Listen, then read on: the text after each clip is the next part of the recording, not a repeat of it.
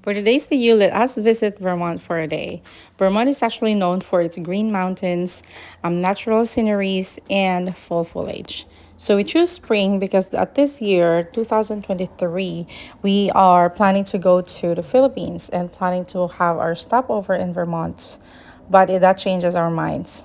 So we just went to Ben and Jerry's, some of their museums, their capital, and their famous streets. So kasagaran sa mga makit-an daari is kuan lang kanang dalan padulong og Vermont. So kani siya Montreal ni siya. Didto miniagi sa naay bridge.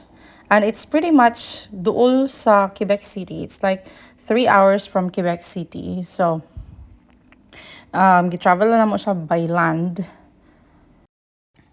So, asangit mi diri sa border kay pangitaan pa may mga IDs and all that stuffs. But it went smoothly. So, nagdiretso na lang mi sa Ben and Jerry's ice cream. Nindot ba siya? Nindot mag-travel with family, especially if it's intimate. Especially if ang mo makitaan sa palibot is the natural sceneries, daghan kay farm actually, daghan kay mga kahoy that they're just starting to grow kay spring pa man gud ni. So, lang lingaw lang jud kaayo mag joyride, especially kanang kuyog nimo imong family. So muna siya na yung mga bukid daghan kaayo, especially during the fall, no. Nindot siguro jud kaayo na din ha because the leaves changes its colors. So lingaw lang. What is nice about traveling is maka-distress man gud siya. So especially as mga healthcare workers, very stressful kayo sa job and then very depressing kayo, especially mga cases ng mga patients na ma-encounter. So it's actually nice to unwind, go to another state and have some fun, visit their nature. Vermont is actually like a postcard, especially kanang naabito ka sa bukid nga magitan jud nimo siya nga hanayap kaayo jud ang mga palibot. Nindot kaayo ang mga kanang mga trees and then murag kuan kay siya kanang dili kay siya gubot nga state good. Lagyo kay ang mga balay pero murag feeling ako murag di ko mabuhi aning dapita kay murag ganahan ra pud ko og kanang nakoy silingan.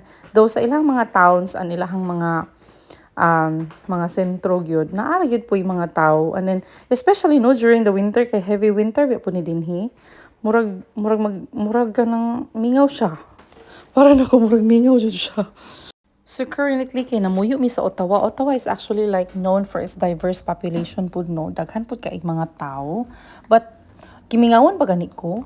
Anyway, naana dai mi sa Ben and Jerry's ice cream niya. Lingaw kay mi ni Austin and ni Rainier. Kay lamig gyud lang ice cream, guys. So, it's actually worth visiting for. Ma-recommend gyud ako siya nga lami gyud ilang ice cream. And balik-balikon jud ako ni siya order sa mga stores kung asa dapitan na ay Ben and Jerry's.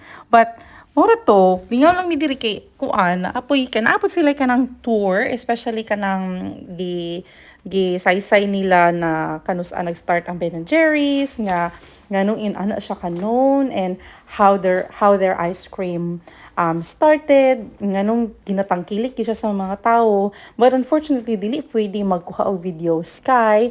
It's because mahadlok sila nga kopyahon ng ilang flavor sa lain nga mga kanaon sa ganina sa lain nga mga kuan po nila nga kakompetensya nila sa business. So, na picture taking especially kay ganahan ko mag-picture, guys. And then proceed ta dito sa Capitol, mga tuming Capitol kay tan-aw na mo kung unsay dagway sa ilang Capitol. So, anyway, dili okay ra siya. Like nindot ra gyud gihapon okay compare na ko ang Parliament of Canada. Mutang kilik jud kung nindot jud sa parliament but this is Vermont. It's one of the state in United States of America. So it's just kontra siya. Isa ra siya ka state. And to compare dako jud kayo og kanang kano lapad jud daghan jud kay states ang America. Na nindot kay diri actually. So visit mo sa Vermont kay nice kaayo actually. Nice ang ilahang environment, limpyo, peaceful niya. Feeling ako kay lahig accent ang mga tao dinhi kay murag usahay makaingon kog kanang gaya-ya ang agis mga Canadians nga malumanay gani. And Canadians are very kind people and then ilhapong voice anap. Pero sa America kay kwan kay sila kanang kanang I would say direct to the point, and then kuan jud sila kanang basag kanang kanang bitong murag kung basa ang Canadian sila kay firm gid sila, and sometimes makadungog pud kag mga harsh words, but everywhere man na oy. So karon mga tumig Target. So ang akong giadto diri sa Target kay mangita mi og kanang tsinelas. Kay na-scam ko sa weather. Supposedly kay ang weather ani is tugnaw-tugnaw pa man sa Ottawa. Pag-abot diri hoy, mura na mamigi kuan oy, mura na mamigi kanang gitunaw. So malit mi og kanang kuan, tanawa kong anak naka-sweater. Supposedly mamalit may mga sanina. Pero cool ba kay ang presyo ko i-convert sa Canadian? Naaday sila kuan kanang pumping station. Lingaw kay ko sa katalan kay I'm a breastfeeding mom. So, ga-breastfeed yapon ko kay Austin especially. Antud mga 18 months siya. 18 months man siya dinhi. But, nalingaw lang ko kay naa sila pumping room. Nice kaayo. So, adto mi og bukid kung asa repita tong makitaan ang Vermont. Asa makitaan ang kanang topmost gani sa kanang ilahang state. Dili po siya as in topmost. Actually, wala siya kay ko nalibot ang kanang kuan kay tungod sa kainit mo raw naluya.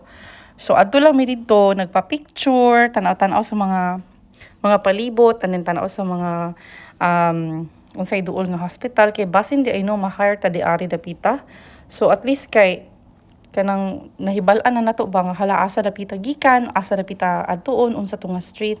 So naanan may diri nice kayo ang view guys. So kung bana of course akong bana ng unsa na kanang never fail to magkuha og mga videos nga mga amazing. So diri ni sa street kung asa to dapita kong recommend nila nga street nga kanang daghan og pagkaon. But ambot sa event ani nga time by at this time kay daghan kay tawo nga gapila unya anak ko. Hello, disappointing man kay Church Street de ay to guys. So disappointing kay ko, disappointing kaayo so nangita na lang mi og duol nga kanang restaurant. We find this katong Thai restaurant man siguro to nga go-offer po sila nga pagkaon, and then katura uy nagumha rami, and then sa lake mi nangaon kay mas ganahan ko peaceful kaysa sa kanang gubot ang kanang unsa na ni daghan kay gapila guys. So naan nakahapit mi og University University of Vermont siguro to. Gilaag na mo ang hala, nice pa rin lang mga schools.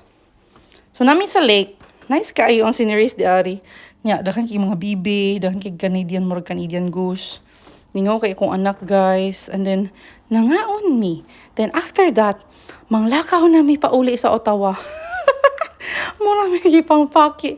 Naglaag na mi para sa ice cream and sa mga sceneries. But nindot siya ko, especially kung wadto ka and then with friends, and then mag-picnic, especially during the spring. Spring ra gyud ang akong ma-vouch kay spring man pud mi nangadto. So this place actually never fails. It never fails to like amaze, especially first time visitors mo na mga tuani nga lugar. So hopefully kani nga video is actually if I'm going to look back for the time that we are kanang nagbiyahe padulong og Vermont, this is actually one of the most memorable biyahe I have ever been. Duol raman po ang Ottawa sa one of the states in the US. So usahay kay sa New York may mga laag, usahay sa kanang Maryland, but kani nga time is Vermont amo ang gi-choose kay pwede ra siya ilang trip and recommended po siya sa mga friends. More to, bye!